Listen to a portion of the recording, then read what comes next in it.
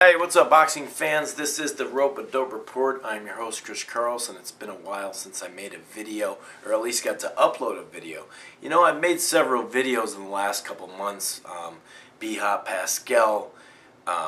I did one for Matisse Alexander. I did a couple of them, but I've had problems uploading my videos on YouTube, so I apologize that I've been out of it. Every time I try to upload a video, it fails, or they say there's an error on it, and it doesn't run properly, so I think I got the problem solved. Anyway, this is a prediction video, for Wladimir Klitschko versus David Haye that goes on this Saturday, July 2nd, in Germany. To all the fans in the U.S. who want to watch it live, it's somewhere in the afternoon, I think 4 or 4:45 Eastern time, and then they do the replay later on HBO as well. So don't get on Twitter and that type of thing, or HBO during the day if you're going to watch it at night, because Twitter's always one of those things that, you know, can ruin a fight if you don't know the outcome. But let's get into this, okay? Wladimir Klitschko has obviously been on a really long winning streak. Emmanuel Stewart got with him, definitely changed, you know, his mentality around.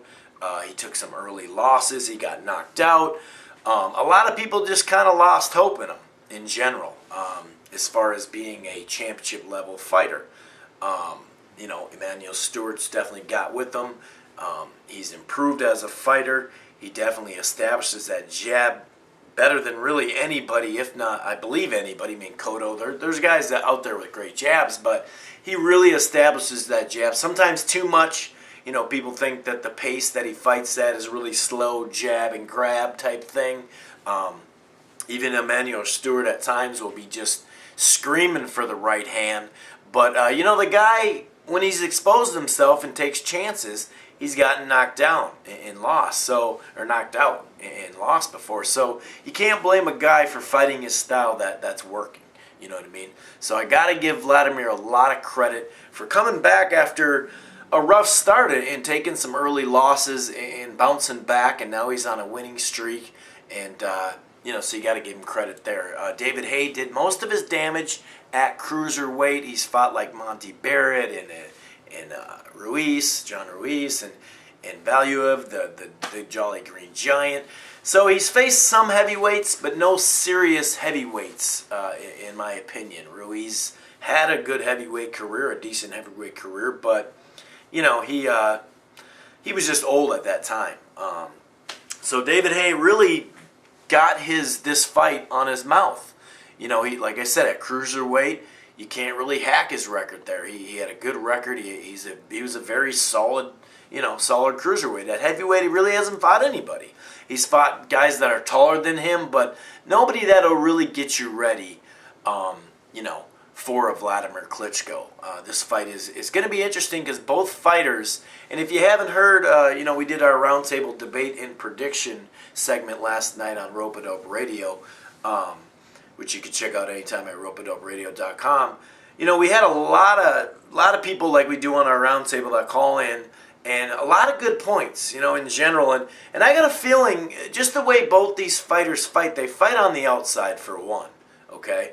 And they also fight at a slower pace. They like to set the pace. And I think that when you fight Wladimir, if you're going to fight at a pace where you don't have even a medium volume, you know, even a somewhat pretty good volume, a good rate of throwing punches. If you're going to be slow like him, his rate, his volume, if you're going to be, you know, at his pace, that's going to be a problem.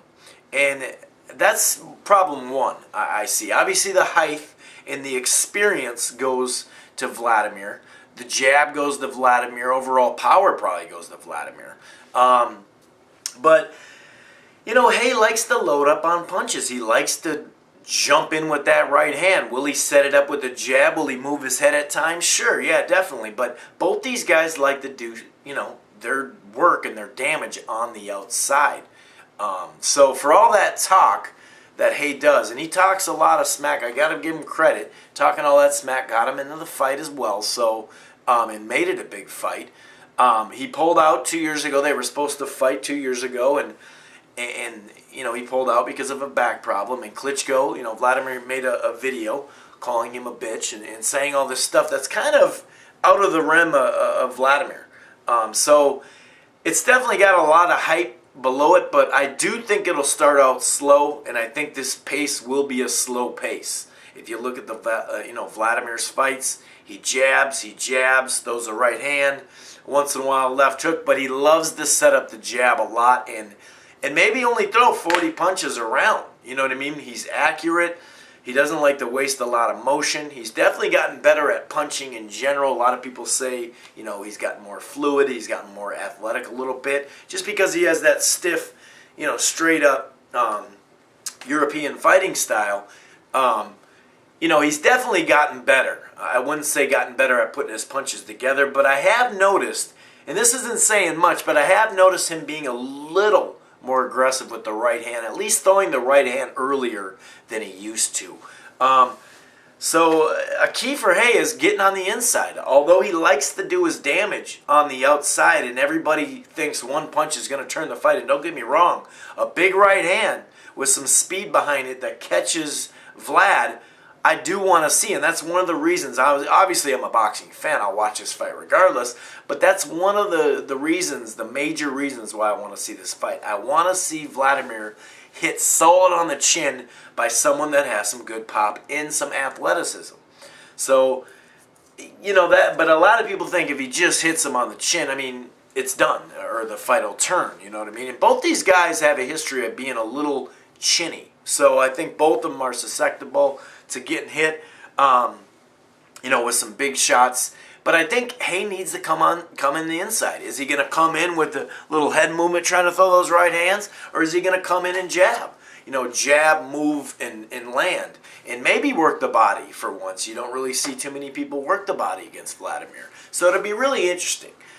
David Haye, like I said, really hasn't fought anybody. I think that jab, you look at that jab that Ruiz was landing on him. If Ruiz can land that jab on David Haye, and David Haye is open. He can move his head at times, don't get me wrong, and he can move on the outside and kind of look fast and not get hit, but he's not going to be fighting a guy like he's fought at the heavyweight division. Wladimir will sting him with that jab over and over again, and I think that's going to be the telling sign. How is he going to get in? How will he work? Will he get his shot off and maybe add a 1-2 and then step aside in 1-2, or step in and out and use angles?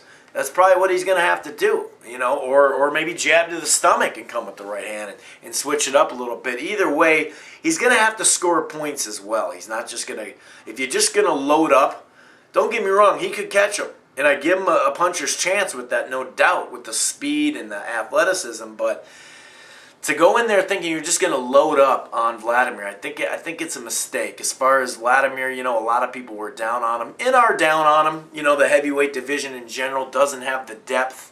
Time and time again, the last handful of years, he's definitely faced talented guys at that heavyweight division. It just, what's he going to do?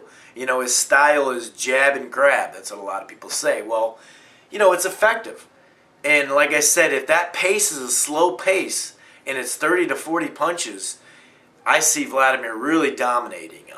Overall, he's definitely improved Klitschko. You got to give him credit, a guy that took some early losses and KO losses. I think once he got past that Sam Peter fight where he went on the canvas, I believe 3 times and was able to win that fight, he really gained confidence off that, and just overall, Emmanuel Stewart's really turned him around. It's going to be a big crowd in Germany. It's a big fight all across the world. It's fairly big here with boxing fans. Obviously, you add Russia, or I should say the Ukraine, you add Germany, you add the UK, and it's a big fight, so I'm really looking forward to it. But I think Wladimir Klitschko's jab will be the key like it always is, and I see him throwing more right hands a little more earlier in the fight than he normally has. Once in a while, you'll see it. Against Eddie Chambers, you saw it. He'll throw the right hand when he feels like it's set up, but there's just something that tells me, not that he's going to get off his game plan too much, but there's something that tells me that there's that personal, anger that he has towards David Haye. It may not be personal like he hates him or nothing like that, but he's very focused, and I don't think the focus is going to turn to where he's going to, like I said, forget about his whole game plan. But I think he's going to be more amped to throw that right hand and put on a good show. And something tells me, man, he's really going to put on a great show because he knows how important this is. David Haye is a guy that, in people's mind, is what Wladimir hasn't faced in his career. A fast guy with hand speed. Now, he's faced some good fighters in the past. Some good heavyweights, solid heavyweights.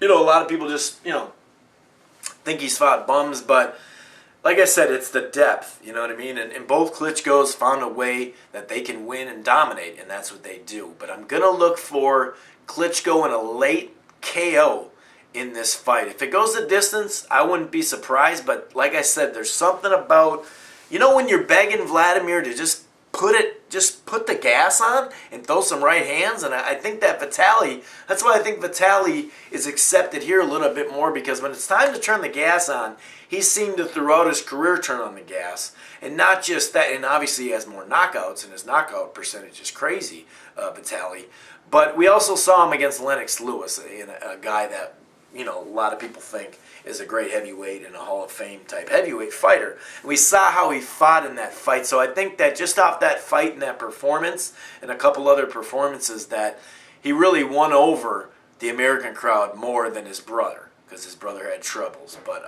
early on getting knocked out and stuff like that. But I'm going to go with Wladimir, and I think that just by a little bit, I think he'll up his volume midway through the fight, and I think he'll score a knockout.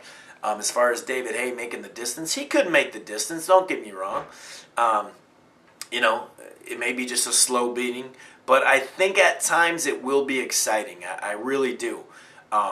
Maybe not, 80 punches in a round exciting, but I think that there'll be some two-way action, because I think at least David Haye does bring athleticism and somewhat youth, and just, he looks the part, and I think that's a big thing when it comes to fans, obviously. And like I said, for the legacy, even though beating David Haye won't be something that people remember in 20 years per se, unless he does it in like a dominant way and scores a great, huge knockout or something like that. But on his resume, David Haye's resume is actually not that good at heavyweight. So it doesn't mean he's going to be in the top 10 all of a sudden, all-time heavyweight. But as far as right now what people want to see at the heavyweight division, David Haye definitely looks the part. But I have Klitschko winning by KO. Peace.